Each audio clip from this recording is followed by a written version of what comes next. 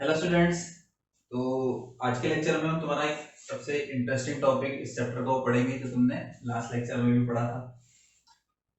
ठीक है, combination of registers. और उससे पहले जो लास्ट क्लास में जो एक्सरसाइज दी थी हमने लास्ट वीडियो लेक्चर में, उसमें सिर्फ एक ही स्टूडेंट का रिप्लाई आया, बाकी का नहीं आया। तो जल्दी जल्दी इसको सोल्व करके रिप्लाई भेजे, जो भी हमारे आंसर्स आ रहे हैं और वो जो फॉर्मूलाज वगैरह जो भी हमने लिखे थे वो सब याद रखते हैं। ठीक है, तो हमारे टॉपिक पे जाते हैं, कॉम्बिनेशन ऑफ रजिस्टर्स। तो दो टाइप का कॉम्बिनेशन होता है, ध्यान है सभी को।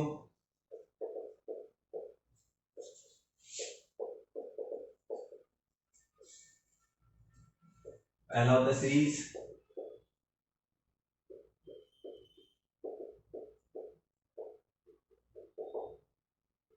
कॉम्बिनेशन।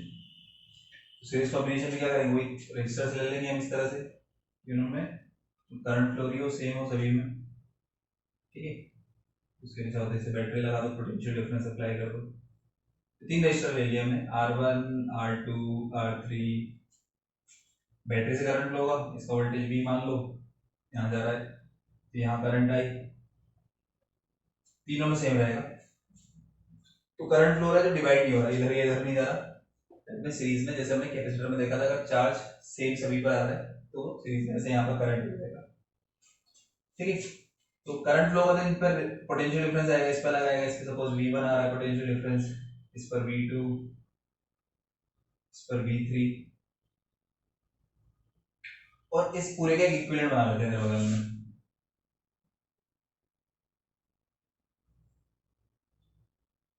ये इक्विवेलेंट सर्किट हो गया।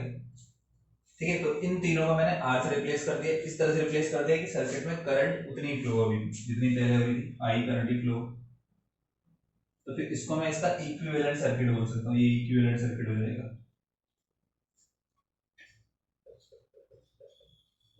और इसको बोल देंगे इक्विवेलेंट रेजिस्टेंस। तो इक्विवेलेंट रेजिस्टेंस है, मतलब इन तीनों के इक्वल हमने इसको पुट कर दिया। अब देखो ध्यान से देखेंगे तो इसमें I करंट फ्लो हो रहा है, R1 इसका रेजिस्टेंस, V1 की वैल्यू हो जाएगी यहाँ पर I R1 ohms लॉ से, V2 की वैल्यू I R2, V3 की वैल्यू I R3। तीनों में करंट सेम फ्लो होगा, पोटेंशियल डिफरेंस इनके अलग अक्रॉस अलग अलग है, इसके अक्रॉस V1 V2 V3। ठीक है, और ये जो V है ये इन तीनों पार्ट्स में डिवाइड होगा, मतलब इसका जो V है ये वाला, वही यहाँ पे इन तीन में अलग अलग पे डिवाइड हो रहा है। और यहाँ से V को लिख सकते हैं V equals to I into R। तो देखो यहाँ पर हो जाएगा V इक्वल्स टू तीन पार्ट में डिवाइड होगा, V1 V2 V3, और इसको IR लिख देंगे, इसको IR1 R2 R3, I cancel हो जाएगा तो R इक्विवेलेंट मिल जाएगा मुझे सबका सम। इक्विवेलेंट रेजिस्टेंस तो जितने भी सीरीज में लगेंगे डायरेक्टली क्या कर देंगे, ऐड कर देंगे, डायरेक्टली ऐड हो जाएंगे सीरीज में रेजिस्टेंस। ठीक है, और क्या क्या चीजें होती है इसमें इंपॉर्टेंट ध्यान रखने वाली, I कांस्टेंट होता है सभी में, करंट सेम होगा, और V इक्वल्स टू IR होता है, I constant with V directly proportional to R। इसका जिसका रेजिस्टेंस ज्यादा होगा उसके क्रॉस पोटेंशियल डिफरेंस भी ज्यादा होगा। यहाँ से लिखते हैं V1 upon V2 equals to R1 upon R2। तो सिंपल सी चीज हमें ध्यान रखनी, क्या करना है, डायरेक्टली ऐड कर देना है, करंट सभी में सेम रहेगा, I constant V proportional to R होगा, पोटेंशियल डिफरेंस किसके क्रॉस ज्यादा होगा, जिसमें रेजिस्टेंस ज्यादा है। तो सीरीज कॉम्बिनेशन हो गया। ऐसे ही दूसरा हो जाएगा हमारा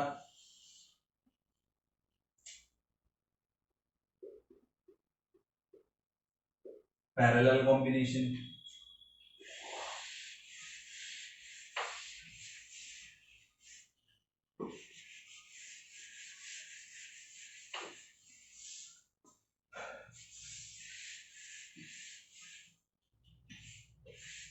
तो पैरेलल कॉम्बिनेशन में क्या कर रहे हैं हम, पैरेलल में लगा रहे हैं रेजिस्टर्स को इस तरह से। एक ये हो गया, दूसरा ये, तीसरा ये। इसकी वैल्यू R1 ले लेते हैं, इसको R2, इसको R3, ऐसे ही बैटरी से कनेक्ट करके इसमें करंट फ्लो होगी, उससे V मान लेते हैं। अब देखो पैरेलल कैसे पता चलता है, कॉमन पॉइंट्स के बीच में, कॉमन पॉइंट्स के बीच में कनेक्टेड है तो तीनों पैरेलल। मान लो यहाँ से I करंट फ्लो रही बैटरी से, आई जो इसको 3 पाथ मिलेंगे तो डिवाइड हो जाएगी यहाँ पे करंट, इधर लग जाएगी I1, इधर लग जाएगी I2, इधर लग जाएगी I3। और पोटेंशियल डिफरेंस जो इन दोनों पॉइंट्स के क्रॉस होगा वही इन तीनों के क्रॉस होगा, पोटेंशियल डिफरेंस सेम रहेगा तीनों के क्रॉस, और वहां यहाँ पर इस डायग्राम के अकॉर्डिंग वो V के इक्वल हो जाएगा।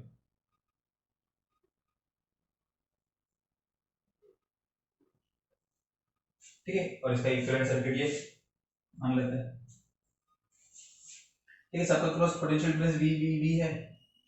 ठीक है, तो इसके क्रॉस भी V है, पोटेंशियल डिफरेंस के क्रॉस भी V है, इसके क्रॉस भी V है, तो करंट को लिख सकते हैं I1 equals to V upon R1, current I2 equals to V upon R2, I3 equals to V upon R3।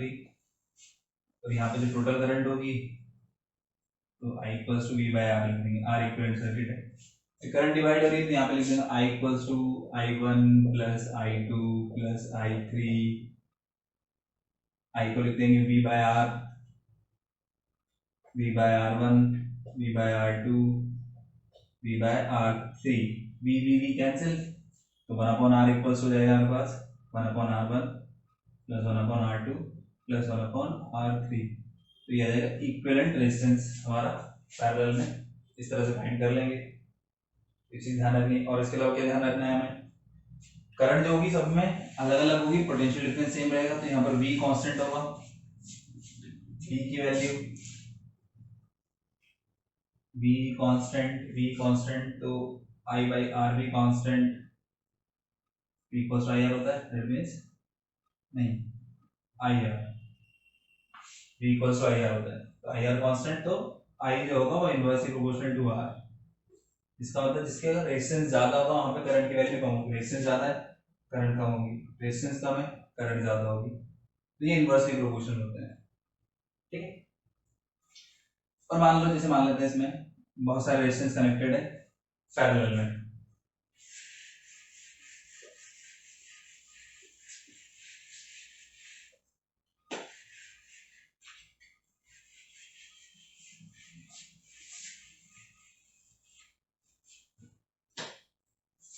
मान लो late n equal resistors, each of resistance R, equal resistors each of resistance are connected in parallel, then तो equivalent resistance parallel में connected है, R equivalent हो जाएगा हमारा क्या 1 upon R1 की value भी R, R2 की वैल्यू भी R, R3 की वैल्यू भी R, और ऐसे चलता रहेगा n टाइम्स। तो 1 upon R plus 1 upon R plus 1 upon R n by R, और उसको उल्टा कर देंगे तो ये R बाई n हो जाएगा। तो जब भी इक्वल इक्वल रेजिस्टर्स कनेक्टेड हो पैरेलल में तो इक्विवेलेंट निकाल लेंगे R बाई n से, R किसी एक का और n नंबर ऑफ रेजिस्टर्स जो पैरेलल में लगे हैं, तो ऐसे इक्विवेलेंट फाइंड कर लेंगे। ठीक है, तो ये हो गया पैरेलल कॉम्बिनेशन में। ठीक है, और सपोज दो रेजिस्टर्स अगर लगे हुए हैं, दो रेजिस्टर्स के लिए हम वैल्यू ध्यान में रख सकते हैं कैसे,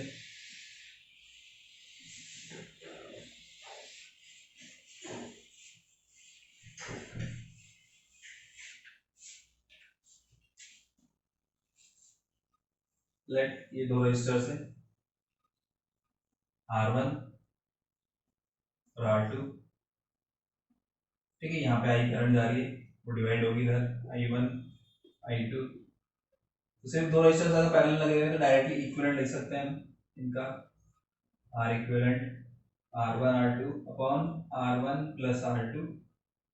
ठीक है, इसको तो निकाल सकते हो 1 upon R equivalent equals to 1 upon R1 plus 1 upon R2, LCM लोगे फिर इसको उल्टा कर दोगे तो ऐसे लिखेगा। और फिर इस करंट की वैल्यू को भी लिख सकते हैं, जैसे मुझे I1 लिखना है तो इसमें करंट कितना होगा I1 का वैल्यू, तो इसका करंट लिखना है तो इस रेजिस्टेंस को ऊपर लिखेंगे R2 अपॉन टोटल रेजिस्टेंस दोनों का सम इनटू टोटल करंट I।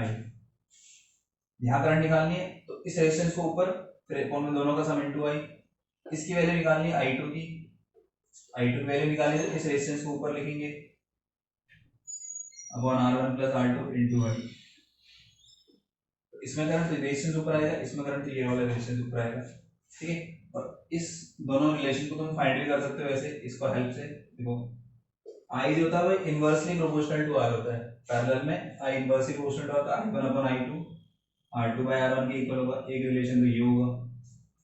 दूसरा क्या होगा, I equals to I one plus I two, इसकी और इसकी हेल्प से तुम ये दोनों फाइंड कर सकते हो, इसकी इसकी हेल्प से ये दोनों फाइंड कर सकते हो। कुछ नहीं करना, यहाँ से जैसे आई वन निकालना है तुम्हें, आई टू की वैल्यू पुट कर दो, आई माइनस आई वन यहाँ पर सॉल्व कर लो, ऐसे आई वन मिल जाएगा। आई टू निकालना है तो आई वन की वैल्यू यहाँ से पुट कर दो, आई माइनस आई टू इस जगह पर सॉल्व कर लो, आई टू आ जाएगा। सिंपल है तो पैरेलल कॉम्बिनेशन, इनमें तुम ध्यान रख सकते हो। अब वही सीरीज पैरेलल वाले क्वेश्चंस वो सेम है जैसे कैपेसिटेंस में तुमने किए थे या फिर क्लास 10th में जो किए थे वैसे ही।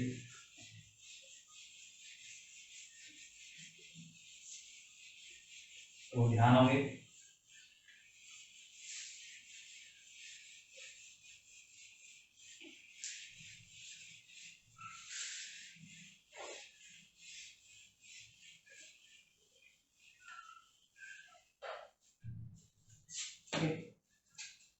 कुछ क्वेश्चंस देख लेते हैं।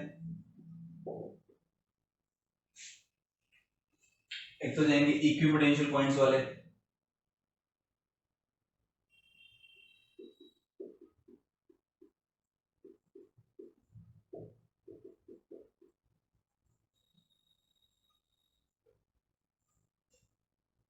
ठीक है, जैसे हमने किया था वही कैपेसिटर में, ऐसे कैपेसिटर की जगह रेजिस्टेंस लगा देते हैं।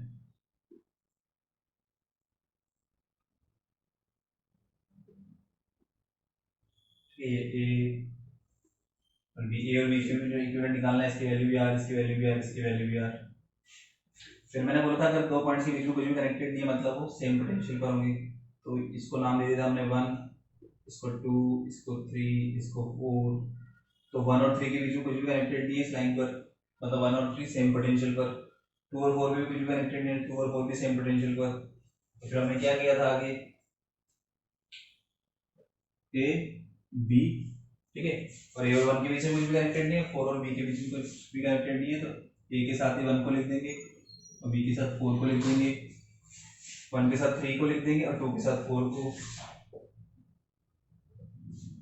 फिर 1 और 2 के बीच में रेजिस्टेंस है, 1 और 2 के बीच में लगा देंगे, 2 और 3 के बीच में रेजिस्टेंस है, 2 और 3 के बीच में, और 3 और 4 के बीच में। तो ये सब किस में आ जाते हैं हमारे,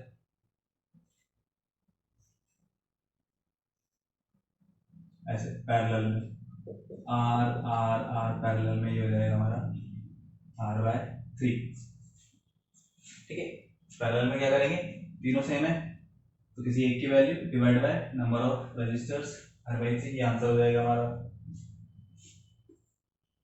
ठीक है, इसके अलावा ये वाला क्वेश्चन तुम कर सकते हो, ठीक है, सेम इसी मेथड से हम कर चुके हैं पहले। ये ए हो गया, ये बी हो गया, इन सब की वैल्यू आर आर आर है, सॉल्व करना है इसको, ठीक। और इसका आंसर बताना क्या आएगा, सी। ये वाला क्वेश्चन तुम्हें सॉल्व करना है।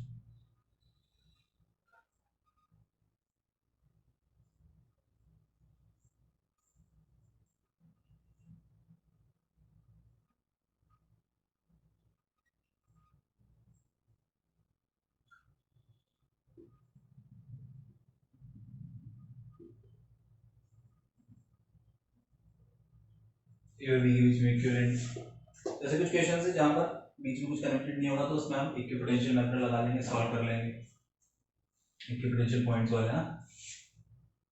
दूसरा हो जाएगा बेस्ड ऑन सिमेट्री,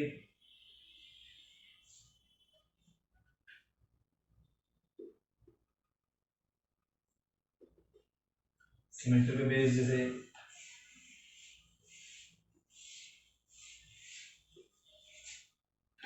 ये वाला क्वेश्चन,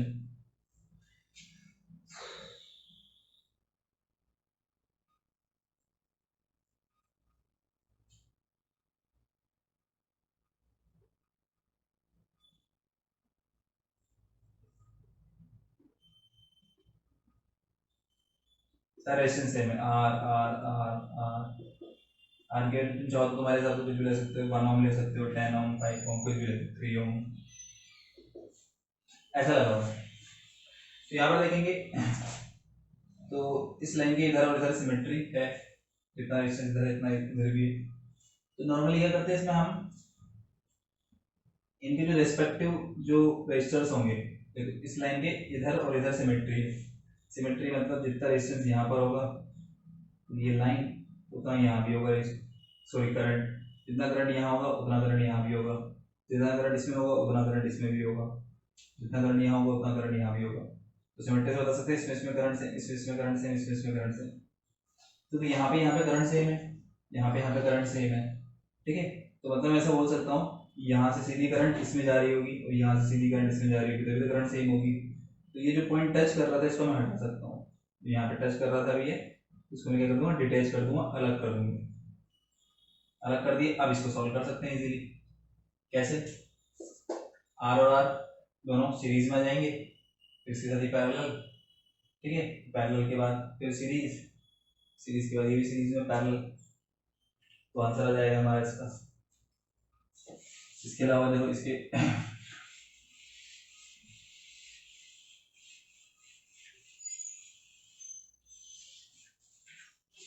इक्वेशन ऐसे बना सकते हैं,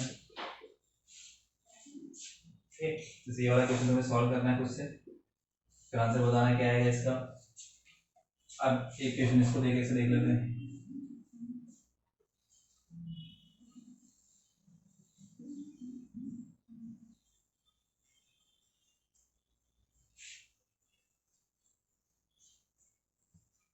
ठीक है, अभी टच नहीं कर रहा है ये पिरामिड वाली शेप है।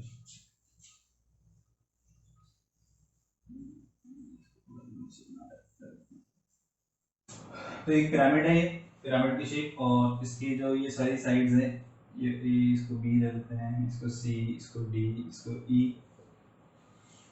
ठीक है। Resistance of all lines are equal, ठीक है, कैपिटल आर लेते हैं। Find equivalent between A B, equivalent resistance मतलब R equivalent A and B, A और बी के बीच में हमें इक्विवेलेंट बताना है। तो देखो इसका रेजिस्टेंस भी आर है, इसका भी आर है, इसका भी आर है, इस पूरे का भी आर है, ये टच नहीं कर रहे, क्रॉस नहीं कर रहे हैं आपस में, इसका भी आर है, इसका भी आर, इसका भी आर, इसका भी आर, इसका भी, सबका रेजिस्टेंस आर है। तो देखो सिमेट्री कैसे बना सकते हैं। तो अगर मैं लाइन ऐसे बना दूं इस तरह से, इस लाइन के इधर और इधर पूरी सिमेट्री है, ए और बी के बीच में बनाना है मुझे, इधर इधर सिमेट्री मतलब जितना करंट यहाँ पर होगा उतना करंट यहाँ पर होगा, जितना करंट यहाँ होगा उतना करंट यहाँ होगा, जितना करंट यहाँ होगा उतना करंट यहाँ होगा, जितना करंट यहाँ होगा उतना करंट यहाँ होगा, जितना करंट इसमें होगा उतना इसमें होगा। तो ऐसे मैं बता सकता हूँ कि करंट ऐसे सेम रहेगा। सेम रहेगा तो मैं क्या कर सकता हूँ, देखो इसमें करंट सेम फ्लो हो रहा है, इसमें करंट सेम फ्लो हो रहा है, तो इस वाले पोर्शन को मैं उस पीछे वाले पोर्शन से अलग कर सकता हूँ। मतलब इसको ऐसे ई से मैं इस तरह से अलग कर सकता हूँ कि ए बी वाला ये ट्राइंगल है ये अलग हो जाएगा, और ये सी डी वाला ट्राइंगल अलग हो जाएगा, मतलब ए ई बी अलग ट्राइंगल इधर आ जाएगा, डी ई सी ट्राइंगल अलग हो जाएगा। फिर यहाँ से हमने इसको डिटेच कर दिया, अलग अलग कर दिया, तो देखो कैसा दिखेगा मेरी नेक्स्ट डायग्राम में, ये पूरा सीरीज में आ जाएगा ऐसे, ठीक है। तो ये आर और ये भी आर, तो आर और आर टू आर हो जाएंगे, और वो इसके साथ पैरेलल में होगा, तो ये बना दिया मैंने ए बी, ये ए और ये बी, ठीक है साथ, और ये है आर पूरा, और इसके साथ ये टू आर पैरेलल में। फिर बना दिया मैंने सी डी ऊपर, इनके बीच में रेजिस्टेंस आर लगा हुआ है ऐसे,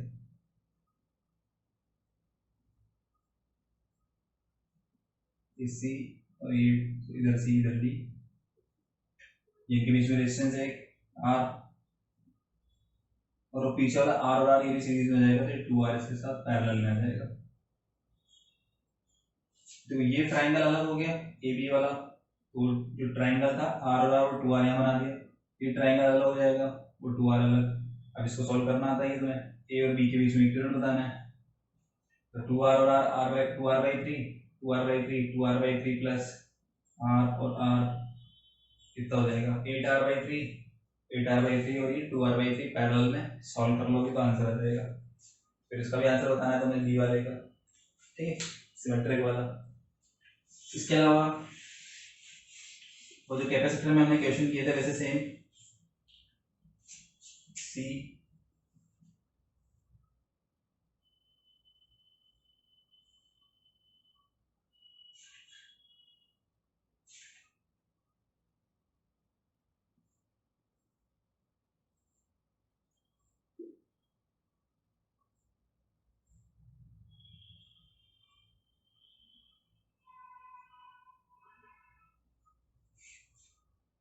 ठीक है, यहाँ भी सब जगह रेजिस्टेंस है, R R are same,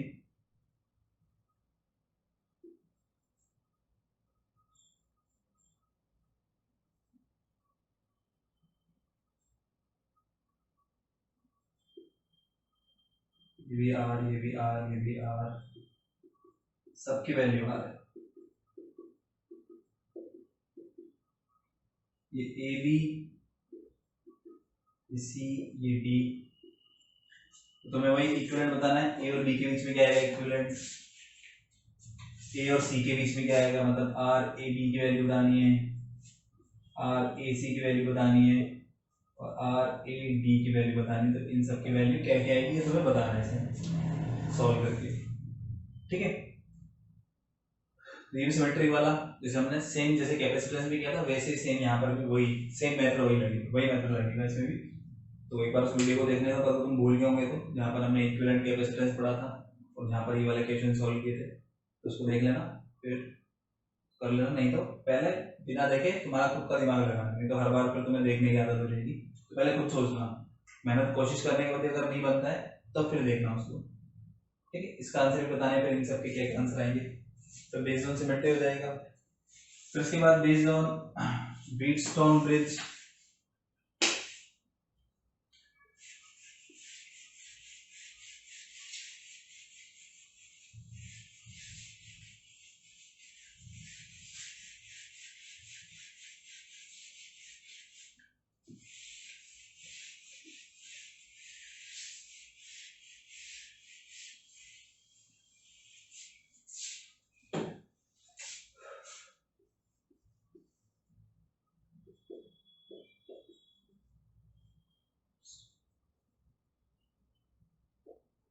Wheatstone bridge, तो व्हीटस्टोन ब्रिज भी पता है तुम्हें, ठीक है, जैसे ऐसे बना होता है।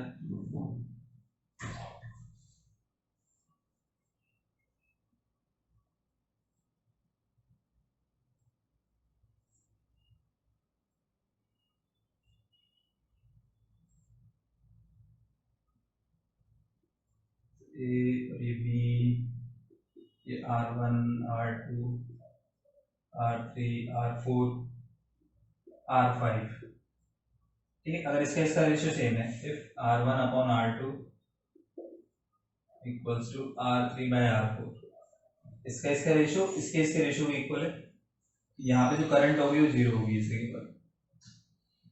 Then current in R5, current in R5 will be zero. इस वाले में करंट जीरो हो जाएगी, करंट जीरो हो जाएगी तो जिसमें करंट फ्लो नहीं होती जिस भी रेजिस्टेंस में, तो उसको हम काउंट नहीं करते कभी भी। जो हम सीरीज पैरेलल सॉल्व करेंगे कॉम्बिनेशन निकालेंगे तो जहां पर इस रेजिस्टेंस में करंट नहीं जा रही होगी, जीरो करंट होगी, उसको हटा देते हैं। तो इस वाले को हम हटा देंगे फिर सॉल्व कर लेंगे, ठीक है। देखो इस पे क्वेश्चन हमने किए थे जैसे कैपेसिटर में, तो वैसे ही जैसे सिंपल लेते हैं।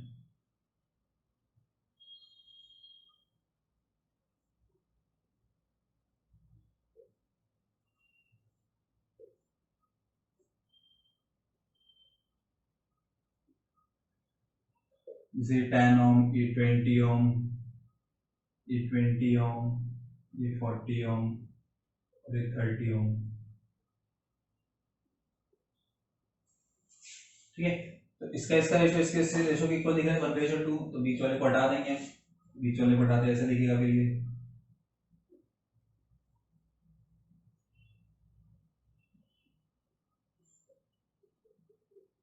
10 20 20 40 30 वाला हट जाएगा। अब सॉल्व कर लेंगे कैसे, ये दोनों किसमें सीरीज में, 10 और 20 30, 20 और 40 60, 30 और 60 है तो जस्ट डबल होता है, तो बड़े वाले को 3 से डिवाइड करते हैं, 60 डिवाइड बाय 3 करेंगे तो आंसर आ जाएगा हमारा 20। इसको सॉल्व करने पे हमारा 20 आंसर हो जाएगा। ठीक है,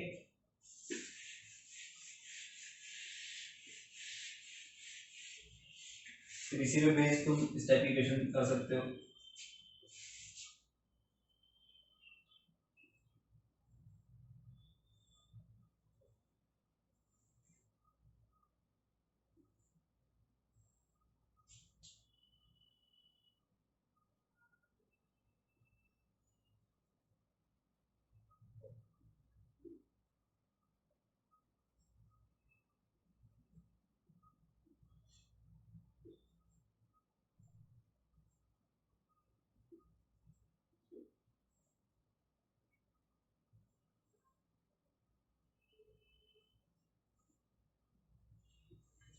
ठीक है, सबकी वैल्यू सेम है और इसका हमें इक्विवेलेंट बताना है, क्या जाएगा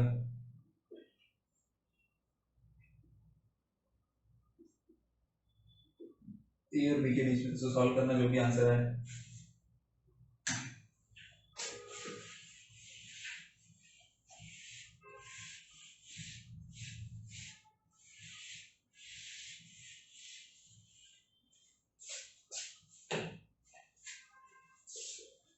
इस तरह से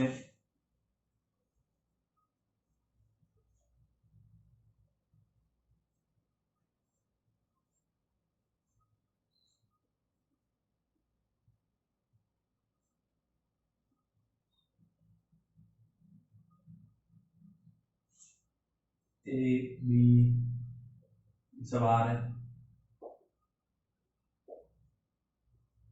ए और बी के बीच में इक्विवेलेंट बताना है कितना आ जाएगा। ठीक है, तो सारे वेट्स हम विजुअल हो जाएंगे तो इनको सॉल्व करना है, जो जो आंसर आएगा वो बताना है मुझे। ठीक है, एक नेक्स्ट ले लेते हैं, third fourth, based on infinite series.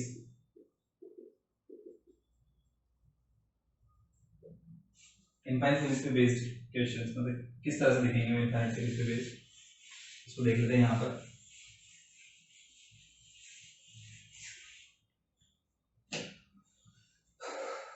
तो जैसे मान लो ये इस तरह से बना हुआ है,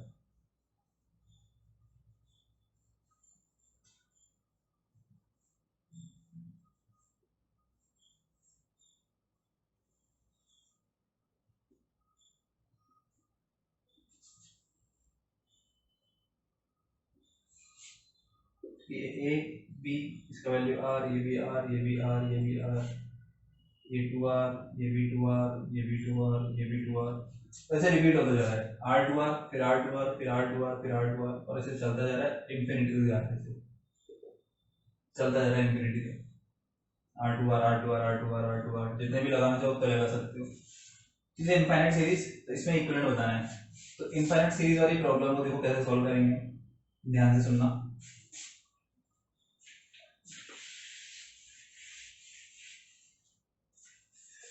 हम क्या कर रहे हैं, यहाँ से इधर कितना भी ऐड कर सकते हैं हमारे हिसाब से, कुछ फर्क नहीं पड़ेगा, इनफाइनाइट चलता है।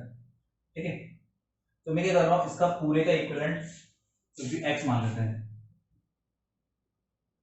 Late equivalent resistance be x मान लिया हमने इक्विवेलेंट रेजिस्टेंस, तो इस पूरे का इक्विवेलेंट रेजिस्टेंस x है। ठीक है, ये मान लिया, मतलब इस पूरे को मैं x से रिप्लेस कर सकता हूँ, उसी की वैल्यू हम निकालेंगे।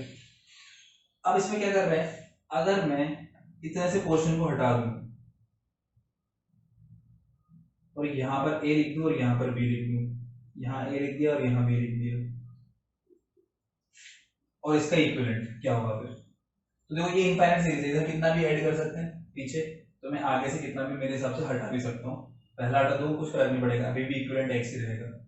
ये दोनों हटा दूंगा, फिर यहाँ से निकालूंगा तब भी इक्विवेलेंट एक्स ही रहेगा, इनको हटा दूंगा तब भी इक्विवेलेंट एक्स ही रहेगा। ठीक है, क्योंकि इस साइड में कितने भी ऐड कर सकता हूँ, तो स्टार्टिंग में कितने भी हटा सकता हूँ, उससे कोई फर्क नहीं पड़ेगा, इक्विवेलेंट अभी भी एक्स ही रहेगा। तो देखो ये जो बचा हुआ पोर्शन है इसका इक्विवेलेंट भी एक्स होगा, और ये यहाँ से ये ऐसे था, इसका इक्विवेलेंट भी क्या था, एक्स, इस पूरे का इक्विवेलेंट भी एक्स है, और यहाँ से हटा दिया इसको तो ये बचे हुए पोर्शन का इक्विवेलेंट भी एक्स। तो इस जो बचा हुआ पोर्शन है उसको मैं क्या कर दूंगा, एक्स से रिप्लेस कर दूंगा, तो इसका इक्विवेलेंट कितना है, एक्स के इक्वल। इसमें ध्यान कैसे करना है, ध्यान क्या रखना है इनफिनिट सीरीज में, तो जहां से रिपीट होना स्टार्ट कर रहा है, जहां से भी रिपीट होना स्टार्ट कर रहा है वहां पर उसको किससे रिप्लेस कर देना, तुम्हें इक्विवेलेंट रेजिस्टेंस जो भी तुम कंसीडर कर रहे हो, तो हम कंसीडर कर रहे हैं एक्स, तो तुम्हें क्या करना है, जो बचा हुआ पोर्शन है इस पूरे को किससे, एक्स से रिप्लेस कर देना। तो मैं क्या कर रहा हूँ, इस पूरे को एक्स से रिप्लेस कर रहा हूँ, तो इसकी जगह एक्स लिख रहा हूँ, तो देखो नया डायग्राम क्या बन जाएगा, ये आर, ये 2r, ये ए, ये बी, और ये पूरा बचा हुआ यहाँ से, ये जहाँ से रिपीट होना स्टार्ट कर रहा है, ये दोनों अब रिपीट होना स्टार्ट कर दिया, तो ये जो बचा हुआ है इसको मैं क्या करूँगा, एक्स से रिप्लेस कर दूंगा पूरे को, तो इसके लिए एक्स लिख दूँ, तो ऐसे एक्स लिख देंगे यहाँ पर, ये डायग्राम वैसा बन गया। अब इसको सॉल्व कर लो, इसका इक्विवेलेंट निकाल लो, मतलब तो 2r और r पैरेलल में, तो क्या हो जाएगा ये r1 r2 पैरेलल में, तो क्या होता है r1 r2 अपन r1 प्लस r2, तो जाएगा 2r और r 2rx upon 2r plus x, इन दोनों का रिजल्ट, और ये दोनों जो है इसके साथ किसमें आएंगे, सीरीज में, इन दोनों का रिजल्ट इसके साथ सीरीज में आएगा, इक्विवेलेंट फाइनली क्या हो जाएगा, r ऐड हो जाएगा इसके अंदर, तो इसमें इसको ऐड कर दो, ये इस पूरे का इक्विवेलेंट आ गया, पूरे का इक्विवेलेंट किसके इक्वल है, x के इक्वल, तो ये किसके इक्वल हुआ, इक्वल्स टू x। सॉल्व कर लो इसको, ठीक है, तो यहाँ पे इसको एलसीएम ले लेते हैं इसका एलसीएम आएगा 2r प्लस x, इस पे मल्टीप्लाई करेंगे 2r square plus rx plus 2rx, तो 3rx हो जाएगा, ये इधर आ जाएगा, 2rx प्लस x स्क्वायर, ये 2r स्क्वायर प्लस 3rx। अब इस पूरे को इधर ले आते हैं तो x में क्वाड्रेटिक बन जाएगी, तो x में क्वाड्रेटिक लिख लो, इसके बाद क्या बनेगी देखो, एक्स स्क्वायर, 3rx इधर आएगा तो माइनस का हो जाएगा, और 3rx माइनस 3rx प्लस में 2rx, तो ये माइनस rx, और 2r स्क्वायर इधर आएगा तो वो भी माइनस हो जाएगा। क्वाड्रेटिक को सॉल्व करना है, x की वैल्यू बतानी है, तो ये फॉर्मूला लगा देंगे, ठीक है, सीधे सीधा चल रहे वाला जो सॉल्यूशन होती है क्वाड्रेटिक की, minus B, minus minus plus or plus minus B square, इसका square minus 4 is minus minus plus 4 into 8r square 128, एक का वैल्यू 1 है, ठीक है, तो ये 9r स्क्वायर हो जाएगा, रूट से बाहर निकालूंगा इसको मैं, ठीक है, 3r हो जाएगा डिवाइड बाई 2। अब रेजिस्टेंस अगर मैं माइनस साइन लेता हूँ तो देखो ये r माइनस 3r माइनस 2 आ जाएगा, तो नेगेटिव में जाएगा, तो नेगेटिव वाली वैल्यू नहीं लेंगे, पॉजिटिव वाली वैल्यू को लेंगे सिर्फ, यहाँ से पॉजिटिव वाली वैल्यू ली, ये वाली r plus 3r 4r by 2 that means 2r आ जाएगा। तो वो जो सर्किट बनाया था हमने उसका इक्विवेलेंट रेजिस्टेंस इनफिनिट सीरीज का क्या आएगा, 2r, सीरीज का आ जाएगा 2r आ जाएगा, ठीक है। तो सॉल्व के ध्यान क्या रखना है, जहां से रिपीट होना स्टार्ट कर रहा है उसको तुम्हें क्या करना है, x से रिप्लेस कर देना और सॉल्व कर लो। जैसे इस क्वेश्चन को तुम करना सॉल्व, मैं बना देता हूं यहाँ पे इनफिनिट सीरीज, ऐसे बना देते हैं, पहले से नहीं,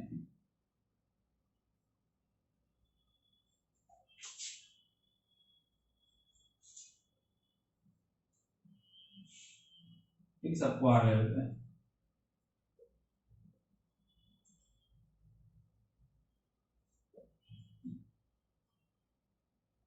ऐसे जा रहा है इन्फिनिटी तक जा रहा है ये ए और बी,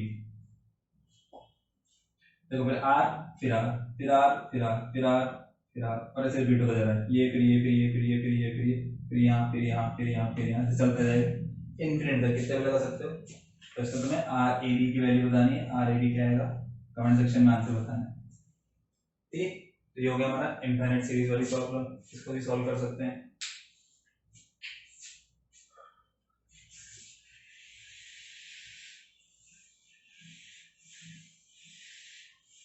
तो इसमें एक और बताना एक्स्ट्रा बता दें, एक्स्ट्रा है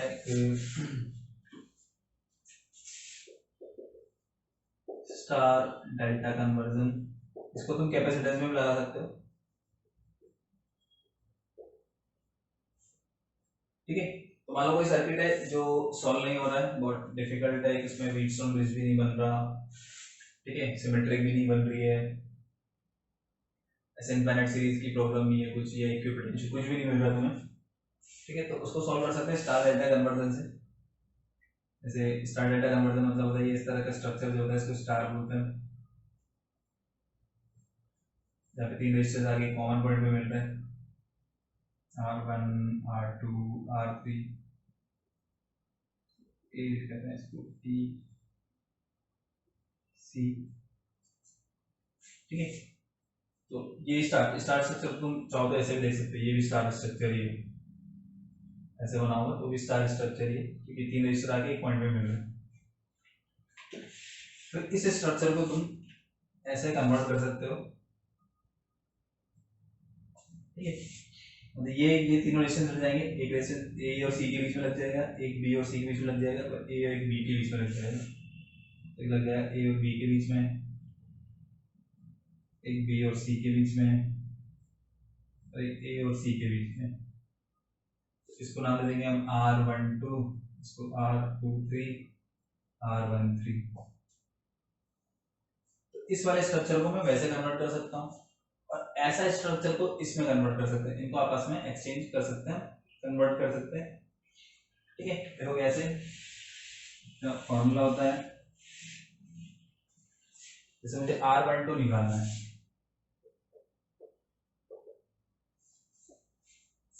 ठीक है, इसको इसमें कन्वर्ट करना है, तो R12 की वैल्यू होगी R12 की वैल्यू रहेगी, यहाँ 1 और 2 आ रहा है तो R1 लिखेंगे, 2 भी आ रहा है तो R2 लिखेंगे, फिर इन दोनों को मल्टीप्लाई करेंगे R1 R2 को और डिवाइड कर देंगे इससे R3 से। R12 कैसे लिखा हमने, 1 है तो R1 लिख दिया, 2 है तो R2 लिख दिया, फिर दोनों को मल्टीप्लाई कर दिया, और जो तीसरा वाला है उससे डिवाइड कर देंगे। ऐसे R23 कैसे लिखेंगे, R23 लिखेंगे R2 प्लस R3, फिर दोनों को मल्टीप्लाई करेंगे, और जो थर्ड वाला है मतलब R1 उससे डिवाइड कर देंगे। R13 कैसे लिखेंगे, R1 लिखेंगे, R3 लिखेंगे, ठीक है, फिर प्लस R1 R3 लिखेंगे मल्टीप्लाई में, और थर्ड वाले से डिवाइड कर देंगे। जैसे मैं ये इस तरह से दिया हुआ, इसको इसमें कन्वर्ट कर सकता हूँ। ठीक है, और इसका उल्टा ये गिवन है तो इसको इसमें भी कन्वर्ट कर सकते हैं। कैसे, जैसे मुझे ये सब गिवन है, मुझे निकालना है R1 निकालना है मुझे, ठीक है, तो R1 कैसे निकालूंगा मैं, जहां जहां पे R1 है उन दोनों को मल्टीप्लाई करूंगा, R1 इसमें भी है इसमें भी है, इन दोनों को मल्टीप्लाई करूंगा मैं, R12 into R13 divide by, फिर इन तीनों को ऐड कर दूंगा नीचे, R12 plus R23 plus R13। फिर अगर मुझे R2 लिखना है तो R2 कैसे लिखेंगे, तो किस इसमें आ रहा है, इसमें इसमें 2 आ रहा है, इन दोनों को ऊपर मल्टीप्लाई करूंगा, R12 R23 और नीचे सबका सम कर देंगे फिर,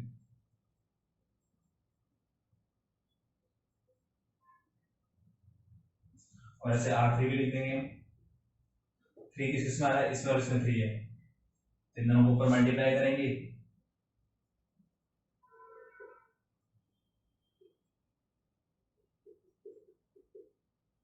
इसको इसमें कन्वर्ट कर सकते हैं, इसको इसमें कन्वर्ट कर सकते हैं। वैसे नॉर्मली तुम्हारे इक्वेशन आएंगे नहीं इसके कन्वर्जन वाले, मान लो फिर भी कोई डिफिकल्ट प्रॉब्लम पड़ती है जो नहीं हो रही है तो उसको फिर तुम स्टार डेल्टा कन्वर्जन से चाहो तो सॉल्व कर सकते हो। कैपेसिटेंस में भी कर सकते हो ये, अब इसको मैं कैपेसिटर से रिप्लेस कर दूंगा, इसको भी कैपेसिटर से रिप्लेस कर दूंगा, तो उसमें चेंज क्या आता है, उसमें थोड़ा सा उल्टा हो जाता है। क्या, स्टार टू डेल्टा में ये वाला फॉर्मूला है, ये वाला फॉर्मूला लगा है वो वहां पर फिर डेल्टा टू स्टार में लगेगा। ठीक है, डेल्टा से जब स्टार में हम कन्वर्ट करेंगे तो ये वाला फॉर्मूला लगेगा, और जब स्टार से डेल्टा में कन्वर्ट करूंगा तो ये वाला फॉर्मूला लगेगा। कैपेसिटर की केस में जस्ट उल्टा हो जाएगा, क्योंकि सीरीज पैरेलल इनमें अलग अलग उल्टे होते हैं। जैसे कैपेसिटर में सीरीज ऐड होता है, उसमें पैरेलल ऐड होता है रेजिस्टर में, और जैसे रेजिस्टर्स में सीरीज ऐड होता है वैसे कैपेसिटर में पैरेलल ऐड होता है। तो ये भी एक है, इसको चाहो तो ध्यान रख लेना।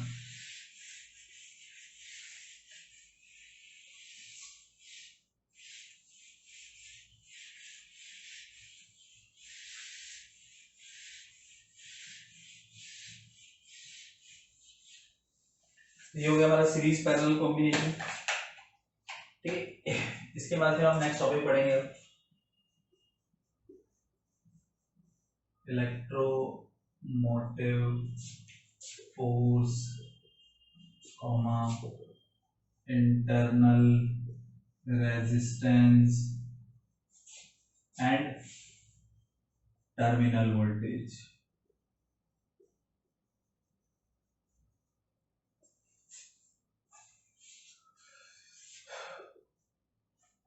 इलेक्ट्रोमोटिव फोर्स, तो इसको बताने से पहले एक चीज डिस्कस कर लेते हैं, सिंपल सी चीज। मान लो तुम्हारा घर है, ठीक है, तो घर जो बनता है उसमें एक ग्राउंड वाटर टैंक होता है, ठीक है, मतलब जहाँ तुम रह रहे हो वैसे ये तुम्हारा बेस फ्लोर है, मतलब ठीक है, यहाँ पर तुम्हारा सब ड्राइंग रूम वगैरह सब इस जगह पर, तो उसके नीचे बड़ा सा गड्ढा बना के एक ग्राउंड वाटर टैंक बनाया हुआ होता है, जहाँ पर जो म्यूनसिपालिटी से पानी वगैरह आता है उसको हम स्टोर कर सकते हैं, ठीक है,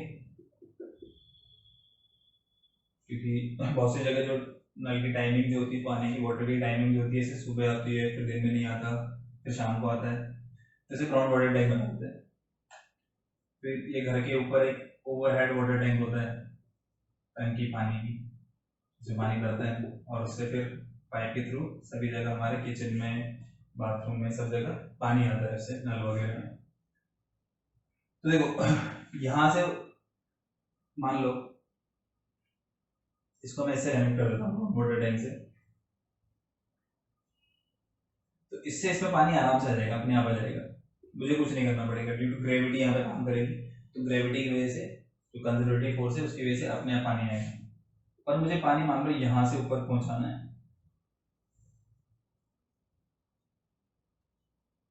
तो यहाँ से ऊपर पानी जाएगा ही नहीं अपने आप, यहाँ से ऊपर पानी अपने आप नहीं जाएगा, ऐसे कहा जाएगा, ऐसे नहीं जाएगा। तो ऐसे जाएगा, क्या करेंगे हम यहाँ पे पंप लगाएंगे, मोटर लगाएंगे, पंप लगाएंगे, तो पंप क्या करता है, तो यहाँ से पानी को यहाँ पर भेजता है, तो इसमें हमारी इलेक्ट्रिसिटी कंज्यूम होती है, यहाँ पर इसको एक्सटर्नल वर्क करना पड़ता है, तो उसकी वजह से पानी यहाँ पहुंचता है और यहाँ पर अपने आप ग्रेविटी भेजा जाता है।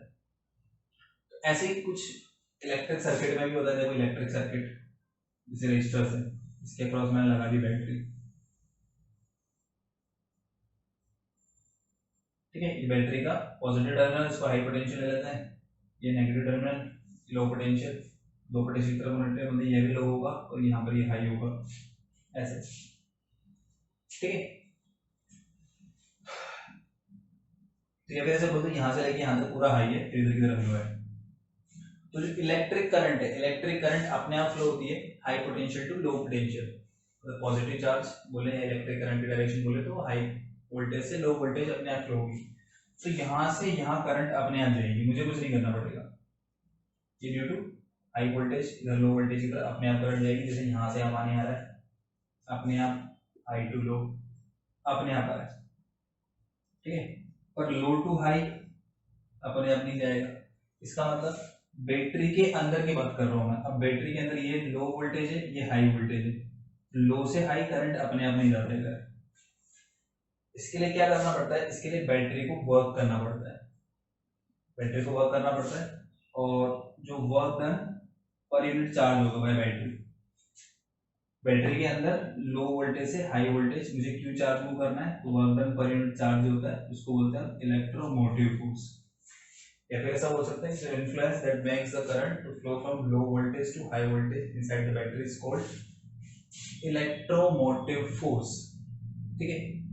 यहाँ फोर्स लिखा हुआ है, इसका मतलब फोर्स नहीं है, ये एक्चुअल में क्या है, ये पोटेंशियल है, पोटेंशियल डिफरेंस की तरह, work done per unit charge जो होता है ये पोटेंशियल डिफरेंस का भी फॉर्मूला होता है, तो इसकी ऐसा यूनिट जो होती है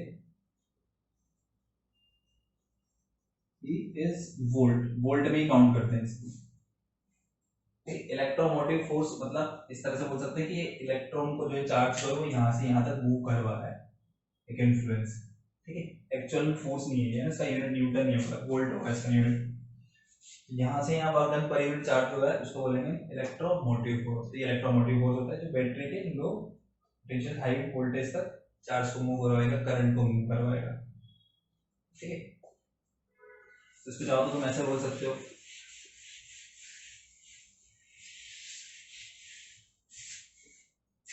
the influence that makes the current to flow from low voltage to high voltage inside battery, battery लिख सकते, सेल भी लिख सकते, इज कॉल्ड इलेक्ट्रोमोटिव फोर्स, ठीक है। शॉर्ट में ऐसे लिखेंगे ईएमएफ, ईएमएफ बोलेंगे इसको शॉर्ट में, इलेक्ट्रोमोटिव फोर्स में ईएमएफ बोलेंगे, EMF of battery, EMF of cell, ठीक है। It is equal to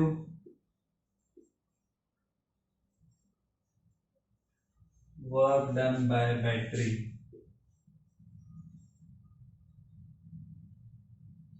to move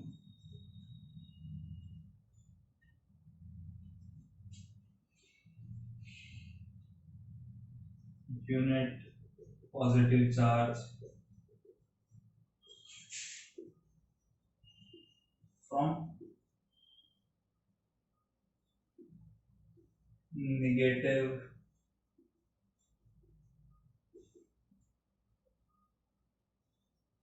terminal to positive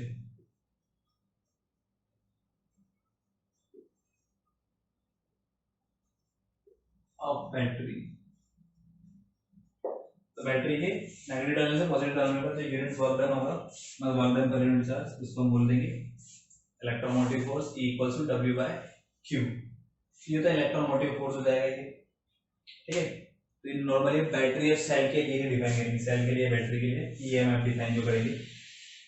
तो नॉर्मली बैटरी और सेल तुमने देखे होंगे, जैसे तुम्हारी घड़ी वगैरह में लगा होता है, ठीक है, डबल ए सेल, रिमोट में लगा होता है ट्रिपल ए सेल, ये तो लिखा हुआ होता है ऐसे डबल ए ट्रिपल ए, उसकी साइज को शो करता है वो, डबल ए थोड़ा साइज में बड़ा होता है, थोड़ा सा मोटा होगा, और ट्रिपल ए जो होगा वो साइज में थोड़ा छोटा होगा, मतलब पतला होगा, छोटा तो ये लेंथ ऑलमोस्ट सेम रहती है। तो ये रिमोट में डालते हैं नॉर्मली, हमारे टीवी के रिमोट के अंदर, ये नॉर्मली घड़ी के अंदर डालता है, ठीक है। और एक खाली ए सेल जो आता है वो बहुत ही बड़ा होता था जो पहले पुराने रेडियो ट्रांजिस्टर वगैरह में डालता था, टावर्स वगैरह में। तो ये तो नॉर्मल वाले हमारे, इनको ड्राई सेल बोलते हैं, सब ये ड्राई सेल का टाइप है, ठीक है। और इसी तरह के सेल्स होते हैं, ड्राई की जगह हम बोल सकते हैं लैग्रांजी सेल की अगर बात करें, एक डेनियल सेल की, ये नाम सुनोगे तुम, एक्सपेरिमेंट वगैरह करोगे तो उनमें क्या होता है, जैसे लैग्रांजी सेल के अंदर बात करें तो यहाँ पर एक पॉजिटिव इलेक्ट्रोड होता है, जैसे कार्बन होता है उसके अंदर मेनली, ठीक है। यहाँ पर MnO2 वगैरह कुछ होता है, यहाँ फिर एक नेगेटिव इलेक्ट्रोड होता है वो जिंक का बना होता है, Zn, ये कार्बन का होता है, ठीक है। और इसके अंदर ये सॉल्यूशन होता है, ये NH4Cl का सॉल्यूशन होता है, सोडियम अमोनियम क्लोराइड, सोडियम। तो ये लैग्रांज सेल होता है, तो इसके अंदर रिएक्शंस होती है, रिएक्शंस होने की वजह से जो इलेक्ट्रॉन्स होते हैं वो इस पे जमा होते जाते हैं, इस पर जिंक की प्लेट पर, ठीक है। और इस पर नेगेटिव चार्ज आता जाता है, नेगेटिव पोटेंशियल होता जाता है, और यहाँ से इलेक्ट्रॉन निकलते हैं इस पे जाते हैं, तो यहाँ से इलेक्ट्रॉन निकलेंगे तो इस पर पॉजिटिव पोटेंशियल आता जाता है, तो इस पर पॉजिटिव पोटेंशियल, इस पर नेगेटिव पोटेंशियल आता जाता है, इनमें आपस में ऐसे रिएक्शन चलती है। तो जो पॉजिटिव चार्ज होता है पॉजिटिव इलेक्ट्रोड हो जाता है, और ये नेगेटिव इलेक्ट्रोड हो जाता है। किस पर डिपेंड करता है, इसमें जो ईएमएफ जो जनरेट हुआ था इसके और इसके बीच में जो पोटेंशियल डिफरेंस जनरेट हुआ ईएमएफ, वो डिपेंड करता है एक तो इस पर कौन सा हम इलेक्ट्रोलाइट यूज में ले रहे हैं, यहाँ पर सब्सटेंस के बीच में ले रहे हैं, और किस पर डिपेंड करता है, ये जो इलेक्ट्रोड्स किस मेटल के बने हुए इन पर डिपेंड करेगा, इनकी साइज पर डिपेंड नहीं करता, इनके बीच में डिस्टेंस पर डिपेंड नहीं करता, ठीक है, इन सब पर डिपेंड नहीं करता। फिर इसके अंदर क्या होता है, जैसे मैं ऐसे कोई भी एक रेजिस्टेंस लगा दूंगा, पॉजिटिव पोटेंशियल नेगेटिव, तो ऐसे क्या होगा, इसके अंदर करंट फ्लो होगा, पॉजिटिव से नेगेटिव, और साथ में करंट फ्लो होता है तो अंदर यहाँ पर भी चार्ज मूव होते हैं, ठीक है, इलेक्ट्रॉन्स इधर जा रहे होंगे, मतलब इससे इधर से, और इसके अंदर आयंस मूव कर रहे होंगे, ये NH4 ब्रेक हो जाता है, NH4 प्लस Cl माइनस में, तो आयंस मूव करते हैं, चार्ज मूव करते हैं इस पर, तो चार्ज की वजह से यहाँ पे नेगेटिव चार्ज यहाँ पर आता रहता है, पॉजिटिव चार्ज यहाँ पर आता रहता है, ऐसे समझ लो। तो इस पर नेगेटिव पोटेंशियल पॉजिटिव, तो यहाँ पर चार्ज पर आयंस मूव करते हैं इसके अंदर, सॉल्यूशन के अंदर, तो आयंस मूव करेंगे तो आपस में टकराते हैं, इनके बीच में भी कॉलिजन होती है, तो कॉलिजन होगी तो इसका भी रेजिस्टेंस होता है अपना खुद का, यहाँ पे आयंस की जो मोशन हो रही है वो आपस में टकरा रहे हैं, कॉलिजन हो रहा है, तो उसका खुद का एक रेजिस्टेंस होता है, तो इसको बोलते हैं सेल का इंटरनल रेजिस्टेंस, ठीक है। यहाँ पे इंटरनल टर्म लिखिए हमने, internal resistance is due to oppose motion ions in electrolyte, electrolyte solution है, इसमें आयंस की जो मोशन में जो अपोज होगा उसकी वजह से क्या आएगा, इंटरनल रेजिस्टेंस आता है, ठीक है। अब वो किस किस पर डिपेंड करता है, it depends on size of, मतलब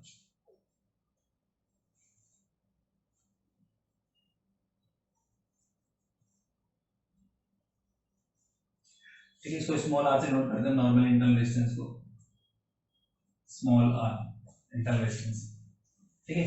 तो आर इंक्रीज होगा, ठीक है, एरिया ऑफ इलेक्ट्रोड्स के साथ, एरिया ऑफ इलेक्ट्रोड्स इंक्रीज होगा तो आर भी इंक्रीज होगा, ठीक है, सॉरी डिक्रीज होगा, उल्टा बोल दिया, एरिया को बढ़ाएंगे तो आर की वैल्यू डिक्रीज होगी, जितना ज्यादा इसका एरिया होगा उतना आराम से इलेक्ट्रोड्स कहीं भी जा सकते हैं, तो जरूरी नहीं है अगर छोटा सा एरिया कर देंगे, इतना सा एरिया, इसका भी एरिया इतना कर दिया, इसका भी एरिया इतना कर दिया, तो सभी इसी पाथ में जाना तो जरूरी हो जाएगा, ठीक है। एरिया बड़ा रखेंगे तो एक आयन इधर जा रहा है, इधर जा रहा है, इधर जा रहा है, तो उसको थोड़ी कम रेजिस्टेंस लगेगा उसका, एरिया ऑफ इलेक्ट्रोड को कम करेंगे तो रेजिस्टेंस बढ़ाएंगे तो रेजिस्टेंस कम हो जाएगा, आर की वैल्यू, डिस्टेंस पर डिपेंड करता है, डिस्टेंस बिटवीन इलेक्ट्रोड्स, डिस्टेंस को बढ़ा दूंगा तो रेजिस्टेंस बढ़ जाएगा, सेम वैसे जो लेंथ की तरह, ऑलमोस्ट उसी तरह से फॉर्मूला होता है, लेंथ मतलब डिस्टेंस बढ़ा दी रेजिस्टेंस बढ़ जाएगा, एरिया बढ़ा दिया रेजिस्टेंस कम हो जाएगा, तो रो मतलब यहाँ पर बोल सकते हैं कंसंट्रेशन ऑफ इलेक्ट्रोड्स, ठीक है, इलेक्ट्रोलाइट,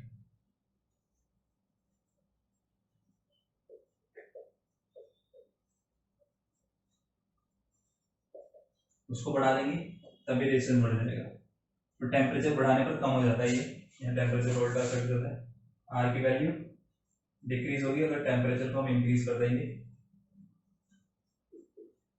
क्यों टेम्परेचर इंक्रीज करते हैं तो इसकी जो कंसंट्रेशन होती है वो कम हो जाती है, कंसंट्रेशन कम होगी तो रेजिस्टेंस भी कम हो जाएगा, तो ये इंटरनल रेजिस्टेंस सब फैक्टर्स पर डिपेंड करता है, किसी भी इलेक्ट्रोलाइट का, बैटरी का, किसी का भी, इसको तुम ध्यान में रख सकते हो, ठीक है। अब बात करते हैं किसी भी सेल को अगर मैं शो करूंगा, सेल को या बैटरी को, तो हम इस तरह से शो करेंगे, ये सेल, ठीक है, दो पॉइंट्स के बीच में सेल है, इसको मैं ऐसे E, R लिख दूंगा, E का मतलब तो इसका EMF होगा और R का मतलब हो जाएगा इसका इंटरनल रेजिस्टेंस, इसको चाहो तो तुम ऐसे बना सकते हो, फिर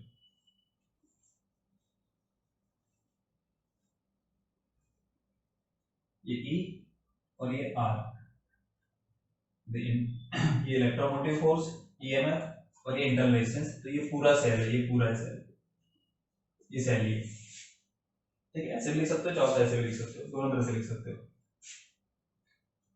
अब इससे क्या कर रहे हैं, हम अलग अलग कंडीशन ले सकते हैं। जैसे मोबाइल की बैटरी तुम्हारी चार्ज होती है, डिस्चार्ज होती है, चार्जिंग कैसे करते हो, प्लग लगा देते हो, ठीक है, और फिर उससे बैटरी वहां से करंट आती जाती है बैटरी के अंदर, बैटरी चार्ज होती जाती है, बैटरी के अंदर करंट आती है, मतलब बैटरी चार्ज हो रही है। फिर डिस्चार्ज कैसे होती है बैटरी, अपन मोबाइल को यूज में ले रहे हो, ठीक है, तो बैटरी डिस्चार्ज होती जाती है। तो बैटरी से करंट फ्लो होता है इसके अंदर, मोबाइल के अंदर, तो बैटरी से करंट फ्लो होगा तो बैटरी डिस्चार्ज होगी, और बैटरी के अंदर करंट फ्लो होगा तो बैटरी चार्ज होगी। तो उस केस में हम रिलेट करेंगे टर्मिनल वोल्टेज को इनको आपस में, तो अलग अलग कंडीशन हो जाते हैं। ये भी पहले इन दोनों में मेन डिफरेंस समझ लेते हैं।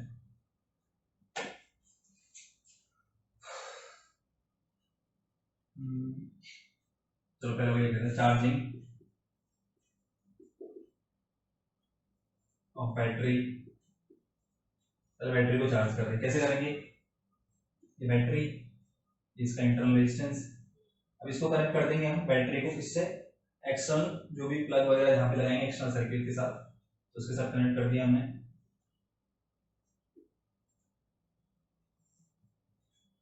ठीक है, ये एक्सटर्नल वोल्टेज है।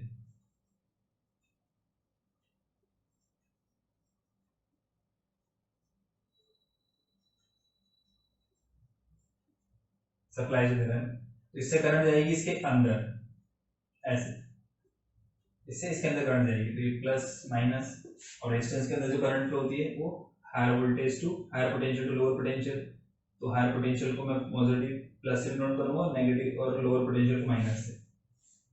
देखो बैटरी में तो पहले से प्लस माइनस बना होता है, यहाँ प्लस यहाँ माइनस, बैटरी में फिक्स है, बड़ा टर्मिनल प्लस छोटा वाला माइनस। और रेजिस्टेंस में प्लस माइनस भी बना सकते हैं, कैसे बनाएंगे, जिस डायरेक्शन में करंट फ्लो हो रहा है उसके स्टार्टिंग वाला पॉइंट हाई वोल्टेज पर होगा, मतलब उधर प्लस, और दूसरा वाला पॉइंट लो पर, तभी करंट यहाँ से यहाँ फ्लो होगी। मान लो करंट फ्लो रही है आई, ठीक है, और देखो ये जो है, ये वोल्टेज जो है एक्सटर्नल वोल्टेज, ये इन दोनों में डिवाइड होगा, थोड़ा इस पे जा रहा होगा, थोड़ा इस पे, तो इस पे तो ई के इक्वल ही जाएगा,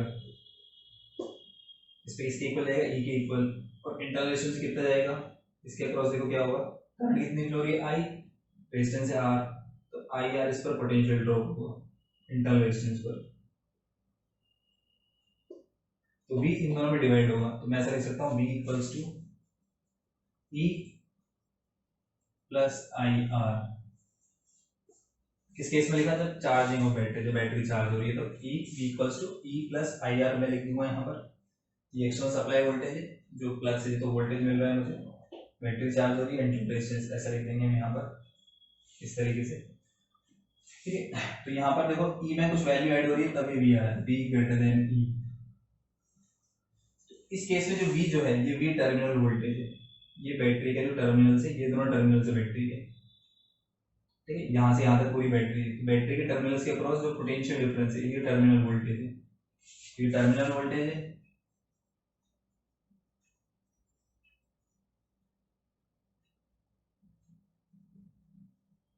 ग्रेटर देन ईएमएफ। ऐसा कब होता है, जब बैटरी चार्ज होगी तभी ऐसा होगा, नहीं तो नहीं होगा, टर्मिनल वोल्टेज ईएमएफ से कम ज्यादा होगा जब बैटरी चार्ज हो रही है, ठीक है। अब डिस्चार्जिंग ऑफ बैटरी का देखें, डिस्चार्जिंग ऑफ बैटरी में देखो क्या होगा, बैटरी से करंट लेंगे हम, किसी एक्सटर्नल रेजिस्टर्स वगैरह किसी में भी ले सकते हैं, इक्विपमेंट किसी में भी, तो बैटरी के साथ मान लो ये रेजिस्टेंस हमने कनेक्ट कर दिया, ठीक है, तो बैटरी से क्या होगा, करंट जाएगा इसके अंदर ऐसे, आई करंट बैटरी से फ्लो इधर जाएगा इसके अंदर, इसकी वैल्यू आर रहता है, तो इससे करंट फ्लो हो रहा है यहाँ से यहाँ, तो देखो प्लस माइनस तुम चाहो कैसे बना सकते हो, इसको इधर प्लस इधर माइनस, ठीक है, और ऐसे जगह इसमें ऐसे करंट फ्लो होगी, तो इस पे प्लस इस पे माइनस, ये बैटरी के टर्मिनल होगा, ये वाला ये वाला। अब चाहो तो सिंपल तरीके से निकाल सकते हो, सिंपल तरीका क्या है, सिंपल तरीका यहाँ पर पहले तो इक्विवेलेंट निकाल लो, इक्विवेलेंट टोटल रेजिस्टेंस कितना हुआ, इन दोनों में सेम करंट फ्लो हो रही है, सेम करंट फ्लो हो रही है, तो इक्विवेलेंट रेजिस्टेंस हो जाएगा R प्लस R, सीरीज में डायरेक्टली ऐड हो जाएगा, तो टोटल करंट, तो करंट I को लिख देंगे हम, टोटल ईएमएफ, बैटरी का जो भी ईएमएफ है E, E by R, total R plus R, क्योंकि दोनों सीरीज में, ऐसा लिख सकते हो, I equals to E upon R plus R. चाहो तो इसको इधर मल्टीप्लाई कर दो, आई आर, तो ये I R equals to E minus I R, और आई इंटू आर क्या है, इसके अक्रॉस पोटेंशियल डिफरेंस है, और जो इसके क्रॉस पोटेंशियल डिफरेंस होगा वो इसके क्रॉस भी होगा, इन दोनों टर्मिनल्स के क्रॉस अक्रॉस लगेगा ना, तो जो इसके क्रॉस पोटेंशियल डिफरेंस आएगा वो इसके क्रॉस भी आएगा, तो इसके क्रॉस आई आर है तो इसके क्रॉस भी आई आर ही होगा, आई आर को मैं बी ले लेता हूँ, यहाँ पर बी इक्वल्स टू क्या लिख देंगे, ई माइनस आई आर, और ई में से कुछ वैल्यू सब्ट्रैक्ट हो रही है, इसका मतलब v की वैल्यू कम है, e की वैल्यू ज्यादा है, v मतलब टर्मिनल वोल्टेज और e मतलब ईएमएफ, तो टर्मिनल वोल्टेज कम होगा, ईएमएफ ज्यादा होगा, बैटरी के टर्मिनल्स के क्रॉस पोटेंशियल डिफरेंस कम होगा और इसका ईएमएफ की वैल्यू ज्यादा होगी, कब, जब बैटरी को हम करंट ले रहे हैं, डिस्चार्ज हो रही है, ठीक है। एक्स में सी ले सकता हूं मैं, सी क्या,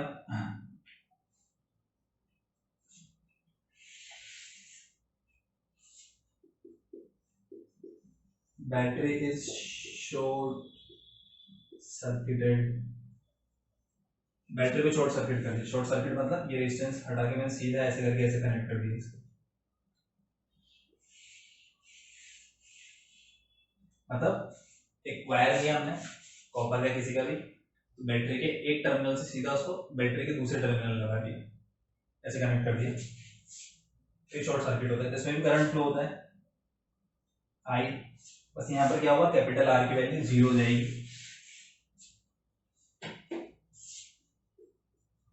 ई by R, I equals to या इक्वल्स टू आई आर, या E minus I R equals to zero, या वी इक्वल्स जीरो, तो यहाँ पर इस केस में टर्मिनल वोल्टेज जीरो हो जाएगा, मतलब बैटरी के टर्मिनल क्रॉस टोटल वोल्टेज जो होगा वो जीरो होगा,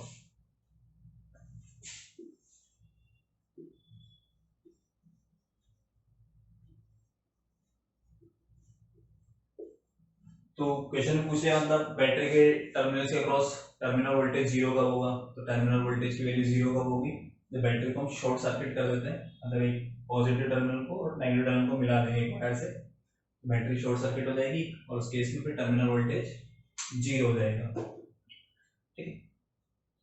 पर एक्चुअल में जीरो नहीं होता है कभी भी, इसलिए नहीं होता है क्योंकि ये जो वायर लगाएगा इसका कुछ ना कुछ रेजिस्टेंस होगा, थोड़ा सा ही ऊपर कुछ ना कुछ होगा, तो इस वजह से वी की कुछ ना कुछ वैल्यू आएगी, वैल्यू बहुत कम वैल्यू है पर आती है, पर आइडियल केस में मान लेते हैं कि इसका रेजिस्टेंस जीरो है तो टर्मिनल वोल्टेज जीरो है, ठीक है।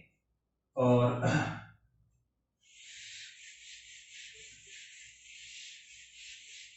डी हो जाएगा हमारे पास, एक डी क्या होगा, सिंपल, हमने कुछ नहीं किया, बैटरी ऐसी कैसी है,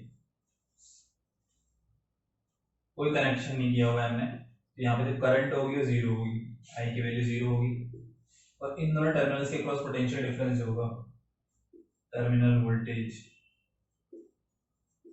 देखो कितना होगा, आई का वैल्यू जीरो, करंट फ्लो नहीं हो रहा, आई का वैल्यू जीरो होगा तो बी इक्वल टू क्या हो जाएगा, ई, तो जब बैटरी में कोई भी करंट फ्लो नहीं हो रही है, कुछ भी, ना तो बैटरी से करंट जा रही है ना बैटरी में करंट आ रही है, करंट किसी भी टाइप से फ्लो नहीं हो रही है, करंट का वैल्यू जीरो, तो टर्मिनल वोल्टेज और ईएमएफ सेम होते हैं, ठीक है। तो ऐसा बोल सकता हूँ मैं, जैसे ईएमएफ को मेरे को बताना है, ईएमएफ क्या होगा, अगर सर्किट ओपन है, ओपन मतलब करंट फ्लो नहीं होती, अगर सर्किट ओपन है तो बैटरी के टर्मिनल्स के क्रॉस जो पोटेंशियल डिफरेंस होता है वो किसके इक्वल होता है, ईएमएफ के इक्वल, तो टर्मिनल वोल्टेज होगा वो ईएमएफ के इक्वल होगा, कब, जब करंट फ्लो नहीं होती बैटरी से बिल्कुल भी, ओपन सर्किट है, और क्लोज सर्किट में क्या होगा, सर्किट क्लोज मतलब ऐसे सर्किट लगा दिया मैंने, तो सर्किट क्लोज में अगर चार्ज हो रहा है तो V की वैल्यू E से कम होगी, सॉरी डिस्चार्ज हो रहा है तो V की वैल्यू E से कम होगी, और अगर चार्ज हो रहा था स्टार्टिंग में पहला जो बढ़ा था तो V की वैल्यू ज्यादा थी E से, तो ये कुछ पॉइंट्स को तो ध्यान में रख सकते हो, इलेक्ट्रोमोटिव फोर्स, इंटरनल रेजिस्टेंस और टर्मिनल वोल्टेज, टर्मिनल मतलब बैटरी के टर्मिनल के क्रॉस कितना वोल्टेज होगा, ठीक है, तो इसको भी तुम ध्यान में रख सकते हो, ठीक। इसके बाद फिर अब नेक्स्ट टॉपिक पर आते हैं हमारे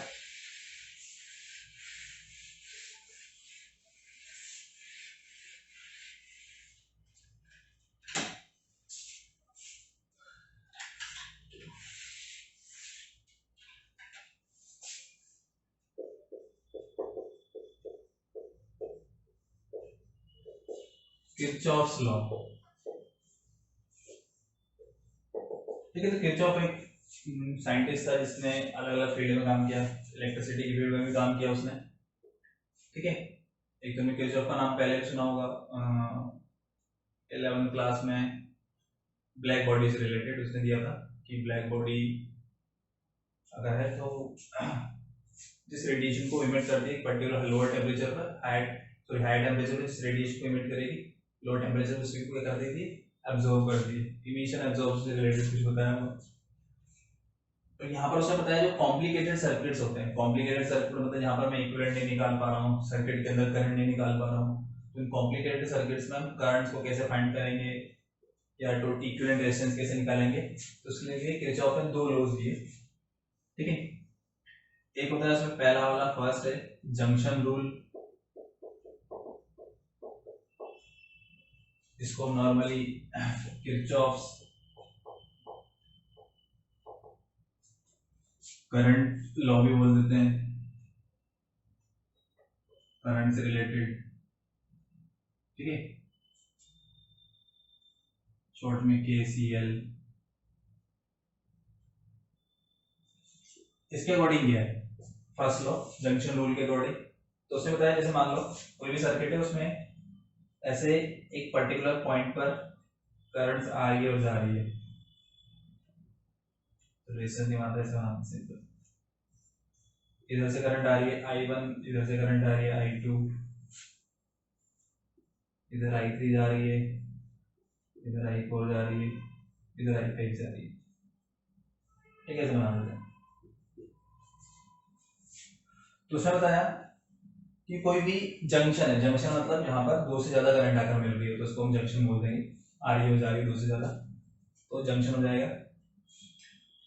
तो किसी भी सर्किट में किसी जंक्शन पर, ठीक है, तो algebraic sum of current, algebraic sum of current मतलब इन सभी करंट का सम, एल्जेब्रिक सम बोलेंगे मतलब इसमें कोई हम वेक्टर वेक्टर नहीं लगाएंगे, डायरेक्शन मतलब ये 30 डिग्री पर है, ये 40 डिग्री पर है, ये 60 पर है, उस टाइप से ऐड नहीं करते, डायरेक्टली ऐड या सब्ट्रैक्ट करते हैं। एल्जेब्रिक सम में क्या होता है, डायरेक्टली ऐड या सब्ट्रैक्ट करते हैं।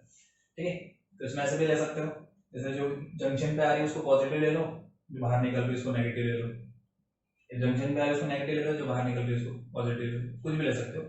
उनको डायरेक्टली ऐड या सब्ट्रैक्ट करना होता है, इसमें कोई वेक्टर वगैरह लो नहीं लगता। जंक्शन के अकॉर्डिंग है किसी भी जंक्शन पर algebraic sum of current zero होता है, तो इसको ऐसे याद रख सकते हो, in an electric circuit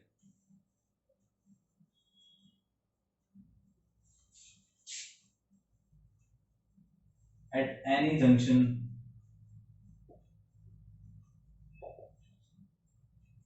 sum of the algebraic sum of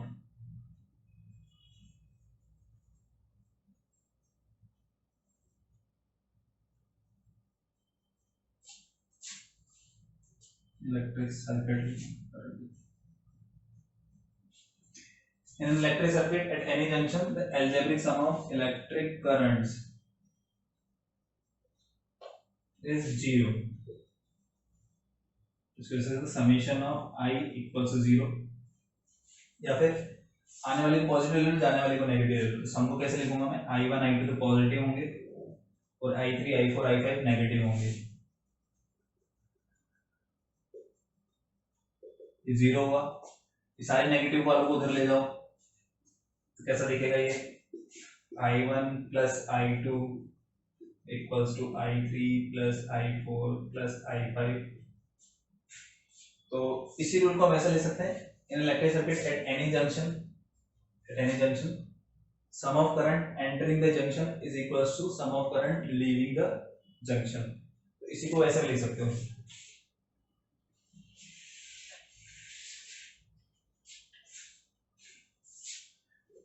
eight any junction sum of current entering the junction is equal to sum of current leaving the junction.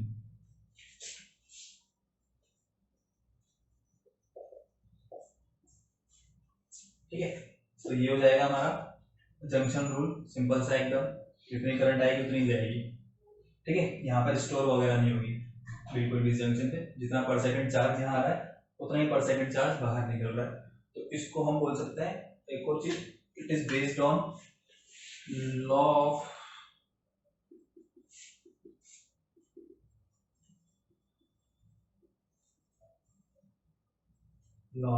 Conservation of charge.